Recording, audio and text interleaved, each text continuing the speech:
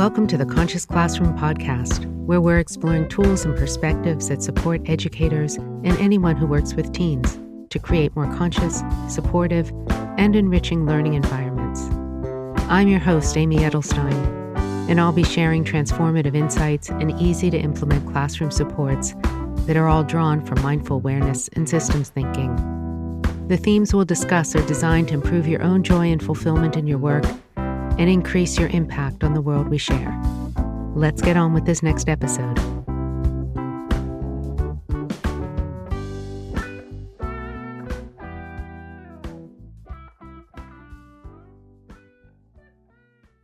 Hello, welcome to the Conscious Classroom webinar. My name is Amy Edelstein. This month, we're going to be talking about practicing love and kindness.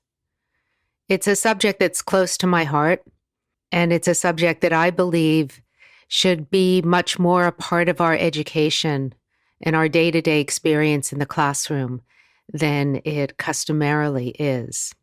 Practicing love and kindness has an effect on ourselves, on our students, on the culture of the school. It influences our physiology, the body, the mind, and of course, our emotions. Bringing love back into the classroom, it doesn't have to be some kind of mushy, touchy-feely, sentimental, or personal, overly personal, or embarrassing thing to bring back into the classroom.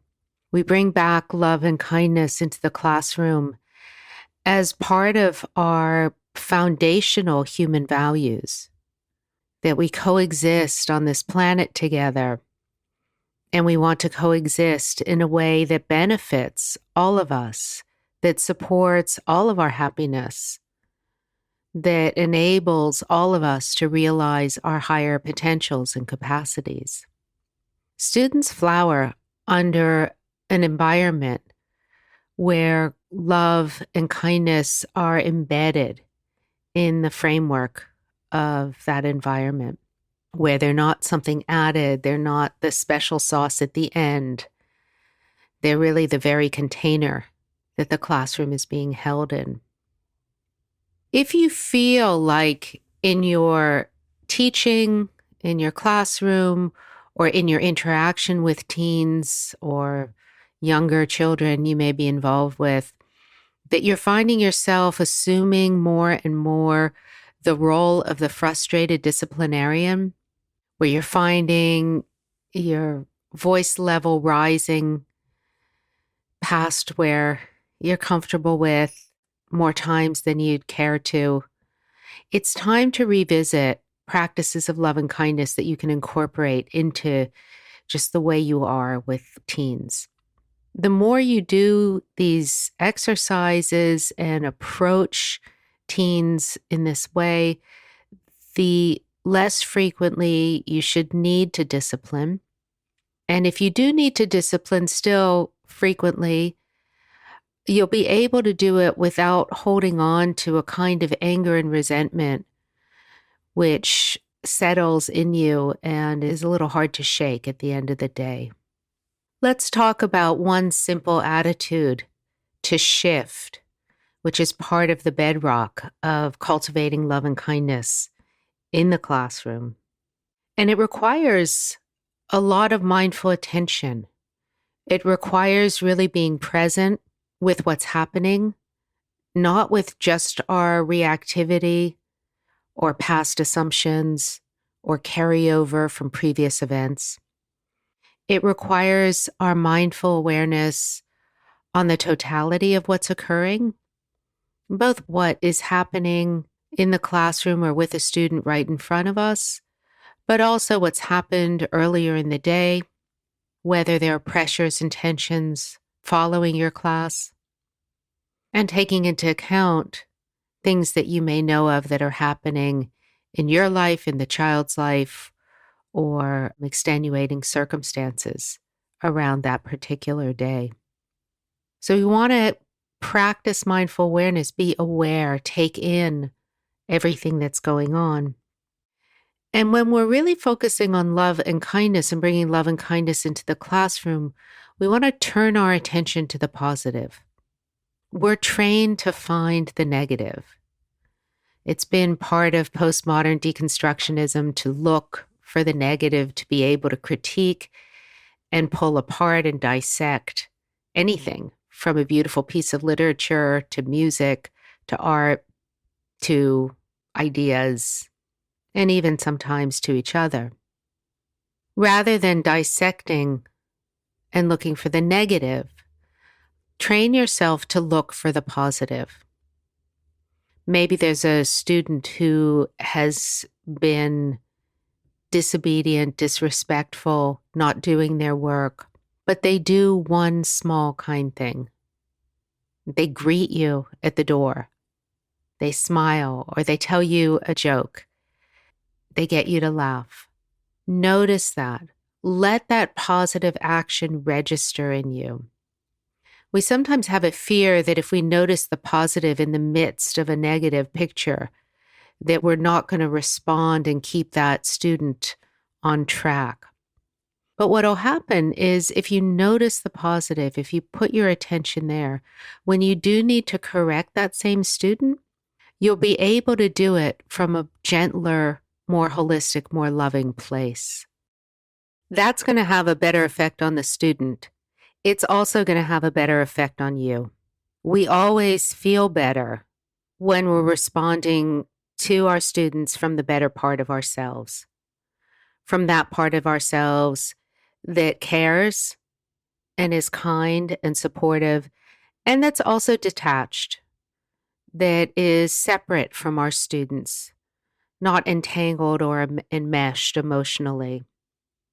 We want to see the love and kindness practices that we do as nourishing and supportive for ourselves, that they're also ways that we build self-care and rejuvenation into our day. It's not just so that we're kinder for the kids. We count in this equation. As educators, we matter, and our own health and well-being and positive outlook and sense of happiness and calm inner joy and evenness and a lack of entanglement and messiness is really important. When we're aware of the positive, it can also help us manage days that are really more stressful. So in the middle of a day that's just not going well, where the students just can't settle down, where you're interrupted from, requests from the principal to paperwork from the district to whatever interruptions kind of encroach upon your teaching time. And you just feel like, oh no, if one more thing happens, my whole day is going to be shot. And at that moment that you feel that, you just notice that outside it went from gloomy and overcast to a little bit of sun. Even though that little bit of sun is the tiniest portion of your day, notice it. Let it register with you.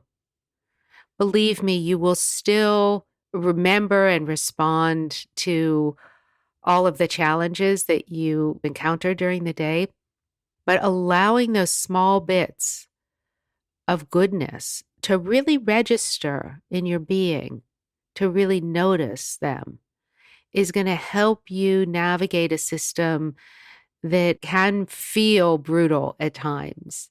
As wonderful as education is, there's a relentless pace to it, as all seasoned teachers know. And the way that we stay on top of that is we notice the small good things and we allow those to impact us. We allow those to register in our being.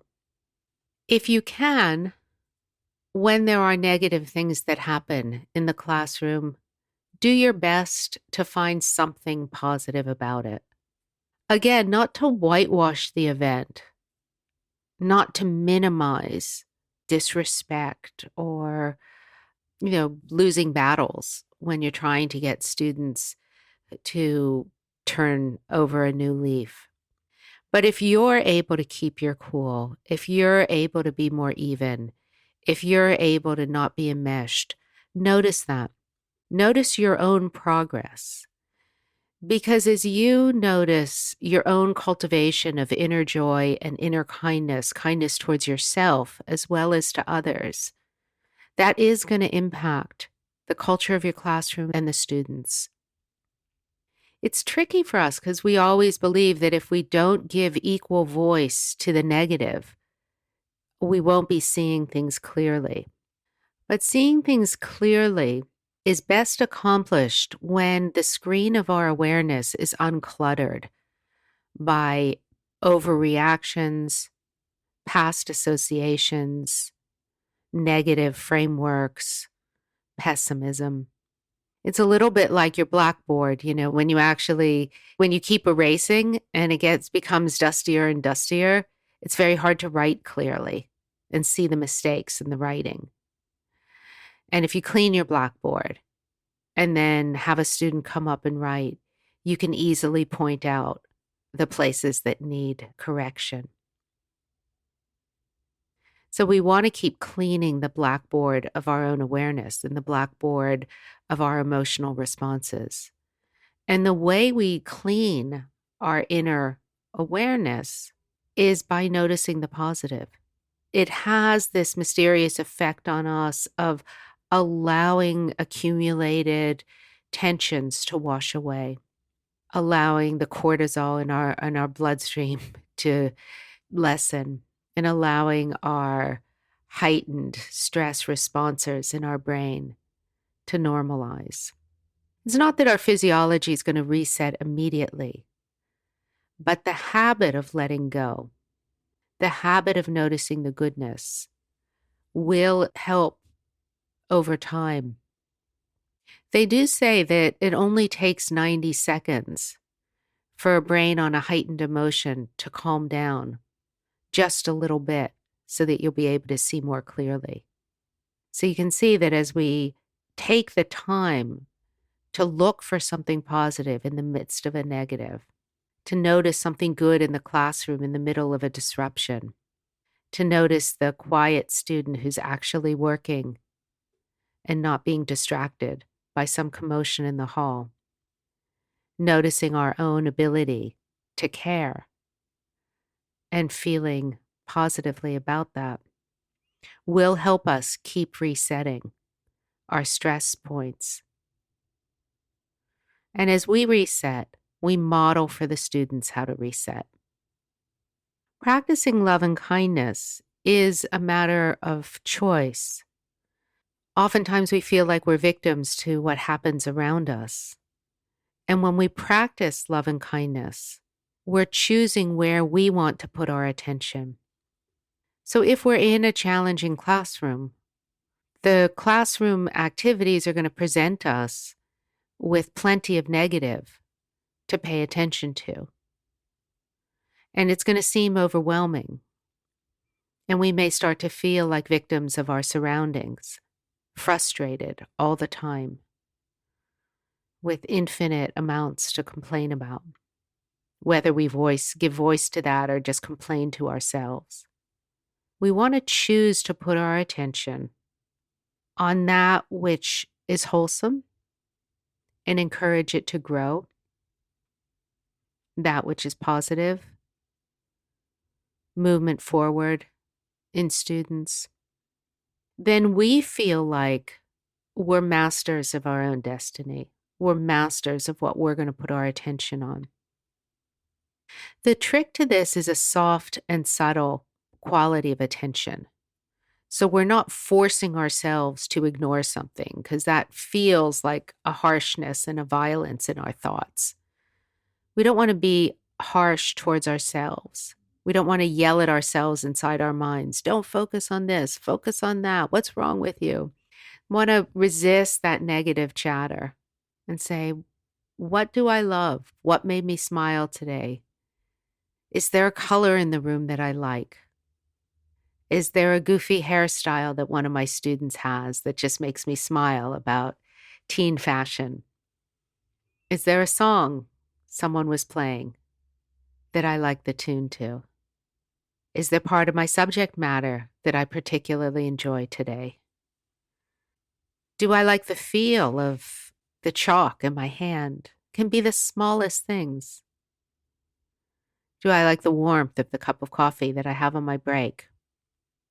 Do I like the photograph of my child or friend or spouse or pet that's on my desk? Training ourselves to notice these small things, being grateful for them, allowing that gratitude to affect us, to uplift us, really helps us reset. And then we start training our students. So once we've started to cultivate our appreciation for the good things, however small they are, that life presents us with, we start calling that out in our classroom. Oh, look how good so-and-so's handwriting is on the board. Look what a great answer so-and-so just gave. Look what a creative idea so-and-so just had. Look how still everyone was during the mindfulness practice today. Look how sweet the mindfulness bells sounded because we were all quiet. Look how we managed to be quiet even though there was so much commotion over the loudspeaker and in the hallway. You just drop these small phrases and start turning your class's attention in small ways towards goodness, towards that which is positive. If you do a quiet mindfulness practice, we're going to do a love and kindness practice now. You can even ask your students to smile a very small inner smile in their hearts. No one needs to see it. Just between them and them, have an inner smile. You'd be surprised at how many teens will do that regularly and tell you that they do that. Maybe in one of their essays they write, or maybe when they catch you in the hall. But they'll start doing these small invisible things to help them feel happy, to help themselves cope, to help manage that storm of adolescence. So let's do a small guided visualization. And this is a practice that you can do irregularly. You can do it on special days. And you can encourage the students to do this on their own. And this is where we're going to take a memory of something good that happened and allow ourselves to really feel it. What happens is good things occur in our lives and we don't really let ourselves feel them. And the practice of going back to these good moments in our meditation can help students, even the ones who feel the most troubled, find something that they love. And even in the middle of, so much cloudiness that often obscures a teen's experience of life, this can start showing them that there is a sun behind the clouds, and they can remember that and reach for that, even if it's not their immediate experience right away. So to do this meditation, allow yourself to sit tall, your spine straight, the vertebrae stacked one on top of the other. Uncross your legs and let your feet rest flat on the floor. Noticing the contact with the floor and noticing the contact you have with the chair, gravity pulling you down as your spine lifts up tall.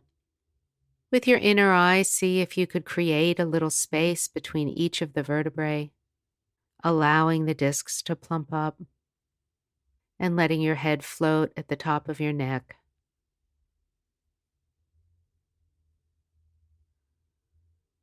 Take a moment to appreciate the body, how extraordinary it is. Amazing how the skeleton works. allowing us to sit, allowing us to stand, allowing us to walk, allowing us to run.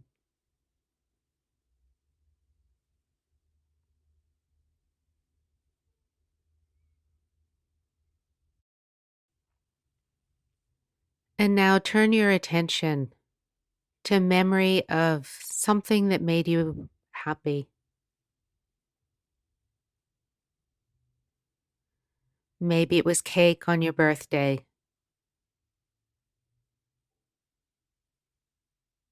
Maybe it was playing outside.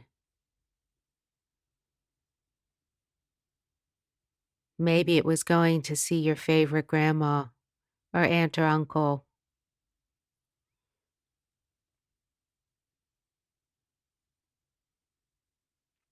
Maybe it was listening to a song that always makes you happy and singing that your favorite phrase at the top of your lungs.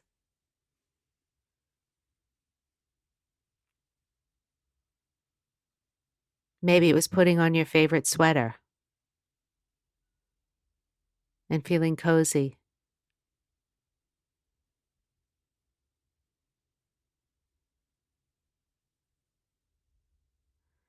Whatever it is, remember what happened. And now turn your attention to that feeling of happiness. Remember where you were. Remember that feeling inside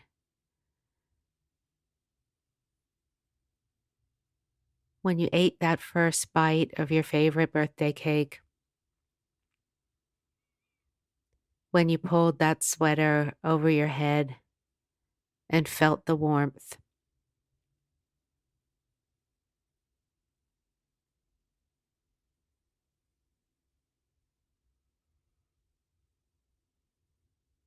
See if you can feel it from the inside out, that feeling of quiet happiness, that little smile inside.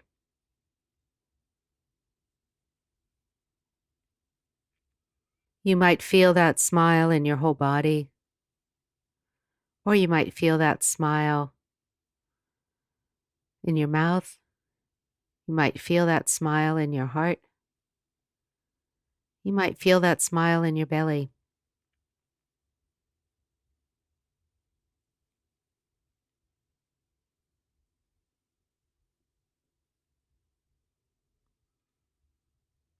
Let that smile take over your whole body.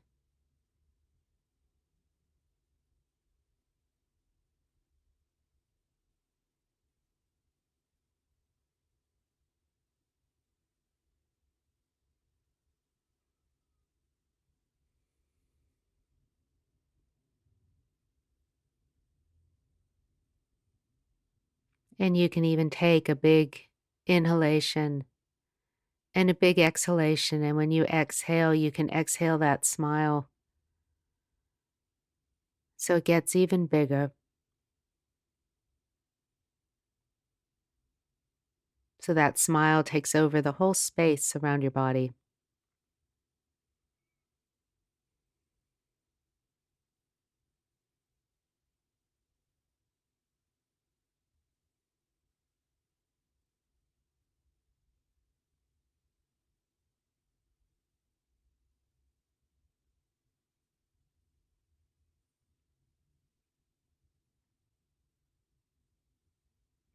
And now you can slowly let the memory go.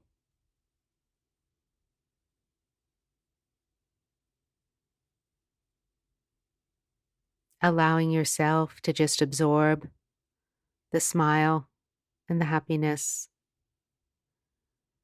Just like when you eat your favorite food, you absorb it into your body and it gives you nourishment for the next day.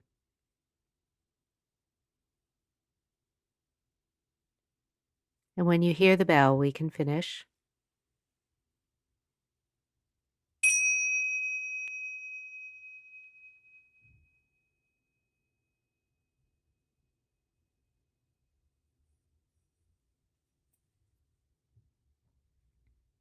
So I hope you could feel that guided visualization yourself I was using language that you can use in the classroom with your students.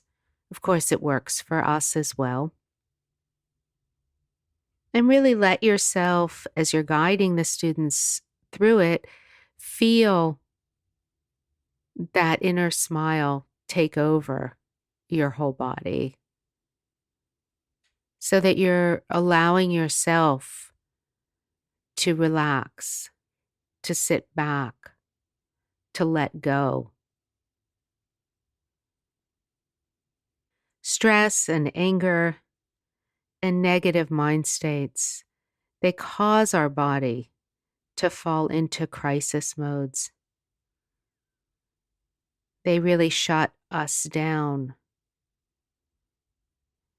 When we go on a state of high alert, various functioning in our body literally shuts down. So when adrenaline is pumping through our body and cortisol is pumping through our body, when we're stressed and we need to be on high alert, our rational functioning of the brain slows down. Our digestive system slows down. All of the activities that our system does on automatic that aren't utterly essential for survival slow down so that our body can react and respond in these life-threatening situations. The thing is, we fall into this stress response oftentimes when we're not threatened for our lives, like some wild animal chasing us, but when we're just angry or overwhelmed or frustrated. So it's happening all the time when we're living our life, feeling angry and frustrated and overwhelmed, that our body is going into crisis mode.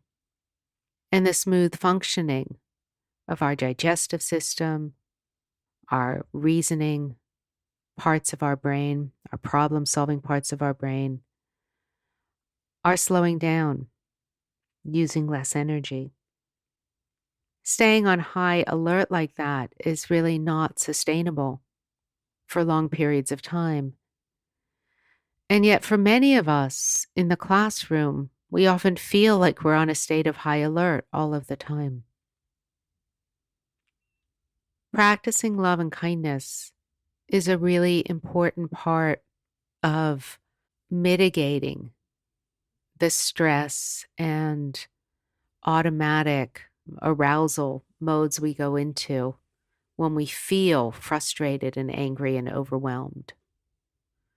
So I really encourage you to weave this into your day, not as an extra, but as an essential. Some of the things that you can do are you can have the students keep a love and kindness journal or a love and kindness log that's part of their regular self-reflection books, if they have self-reflection books in their creative writing classes or their English classes or their history classes. And have them when they come in every day, before they sit down in their chairs and before you start the class, the first thing they do is write down one kind thing that someone did for them and one kind thing that they did for somebody else. It can be small or it can be large, so that every time they're walking into your class, the first thing you're putting their attention on is something positive. And if they can't find anything, they have the opportunity then and there to think of something nice that they're going to do, something kind that they're going to do, and commit to doing it. And during that 60 seconds, while they're logging their act of kindness, you have a moment to scan the room, not yelling at them, to sit in their seats and pay attention, but getting them through their own mindful awareness to come into a state of attention. This will settle down reactivity of some commotion that happened in the hall. It'll settle down their discomfort at transitions and not knowing how to move from one class to another. It'll settle down their worry about the chemistry test last period that was harder than they thought it was. And it'll bring their attention together on the same thing, but on their own, in their own space. So it gives them a little bit of time to collect themselves before they engage with you. And that little bit of time to collect themselves often will bring out a better part of themselves. So when you do engage with them, you're not the one that has to regulate them. They've already regulated themselves. And this will free you up from that initial moment of needing to discipline and call the class to order. So you can just have a bell and use a bell. You can have a student. You rotate around the room so different students remind the class. You can use, or you can have some symbol that you put on the board that represents the kindness books and that's what they do. And you just have to point to it. The students will get used to it and they'll build that into their habit. And that will be the way they start. And it doesn't matter if you're math or science or history or shop or any of the other subjects. Bringing the students' attention together in this way can really release you from that part of the period that's always kind of dreadful of calling everyone to attention. And it will allow them to reset. So let's do another love and kindness practice. This is a traditional love and kindness reflection where we send loving thoughts to ourselves and to somebody we care about. We want to remind the students that we're not literally sending thoughts through the airwaves, but what we're doing is we're exercising our muscles of care so we can develop strong and big muscles of care. And let's enjoy this practice. So bring your attention to your posture, noticing the weight of your body on the chair. Notice your spine rising tall, your neck elongating, your feet flat on the floor. Feel how the chair is holding you.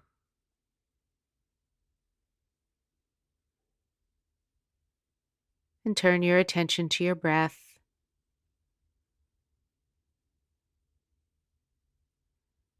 Noticing the soft inhalation and exhalation.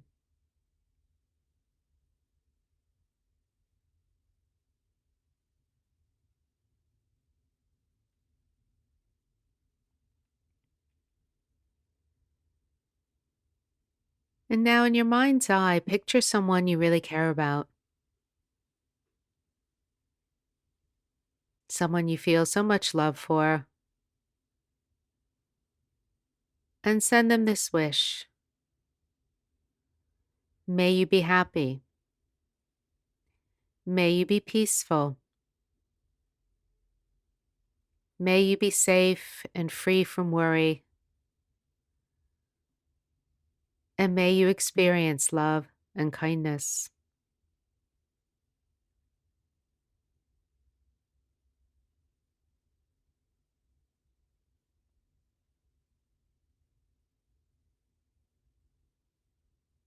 Keep sending them that wish.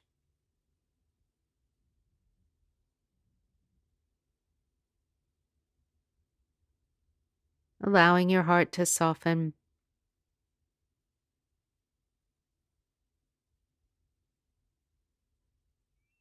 May you be happy. May you be peaceful. May you be safe and free from worry. And may you experience love and kindness.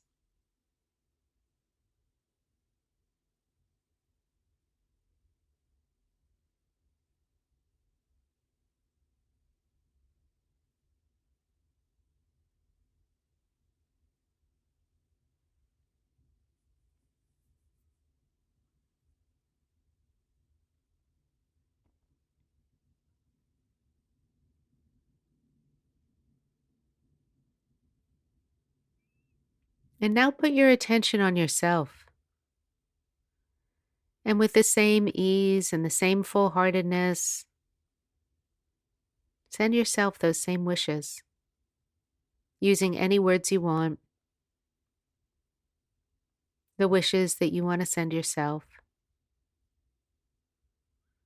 May I be happy. May I be peaceful. May I be confident. May I experience love and kindness.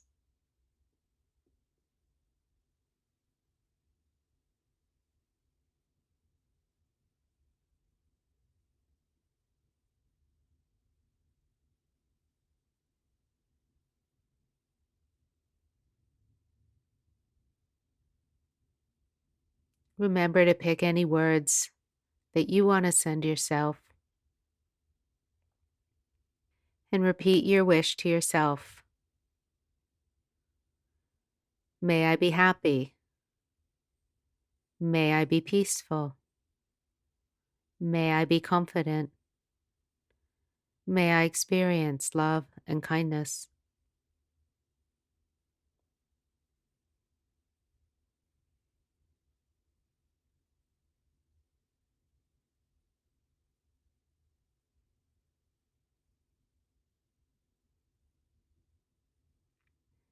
Now let's send that wish to everyone in the building that we're in right now. All the people you know, all the people you don't know, all the ones that you like, all the ones that you're less fond of. And let's send everyone in the building the same wish. And include yourself too. May we be happy. May we be peaceful.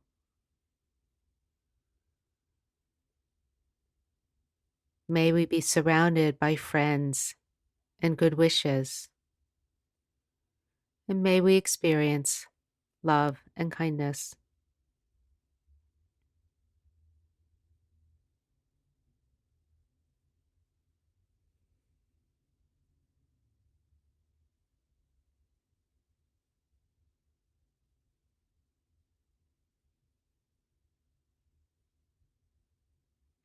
Again, sending whatever wish you want to send to absolutely everyone in the building. May we be happy.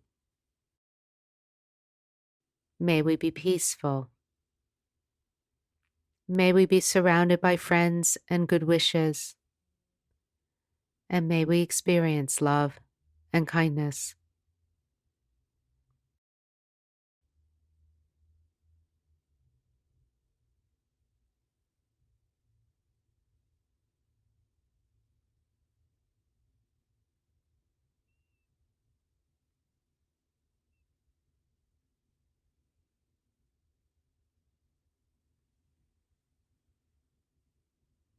You can let a smile rest in your heart. And when you hear the bell, we can finish.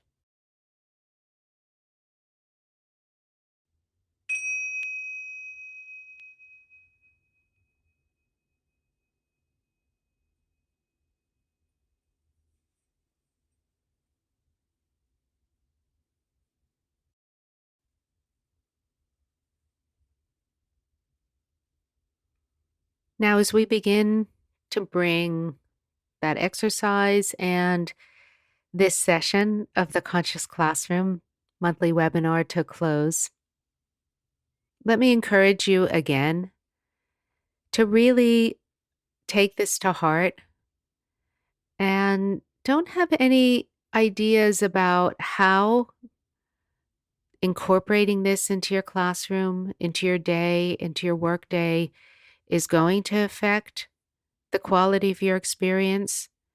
Just give it a chance. See what happens as you do this regularly. Notice it on your drive home, on the subway, when you walk into your house, when you're making dinner. Just start resting your attention on the positive as a habit. And at first, you might notice that it's a little awkward, feels a little fake or inauthentic.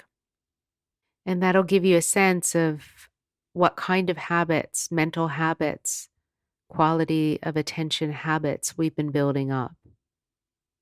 And just because we have those habits and they're familiar doesn't mean they're the best ones for us. And so we often have to go through a period of re-habitualizing ourselves in a direction that we choose that's going to be more supportive and more enjoyable overall. We only have this one life. Let's make it, and our experience of it, as positive and appreciative and aware of the goodness that does exist in this world as we possibly can. Let's cultivate that habit, which will enable us to respond and correct as we need to. But we'll do that from a place of health rather than a place of toxicity. We'll do that from a place of wholeness rather than a place of feeling victimized. And we'll do that from a place of strength, of inner strength and fortitude that is really unusual in this world. And when we start cultivating that quality, it will start permeating all areas of our life. And we'll start feeling like we're on solid ground. And that ground is within us. So we're not dependent on the external environment. Thank you so much. You can chat in your questions if you have them. And I look forward to talking with you again next time. This is the Conscious Classroom, and my name is Amy Edelstein.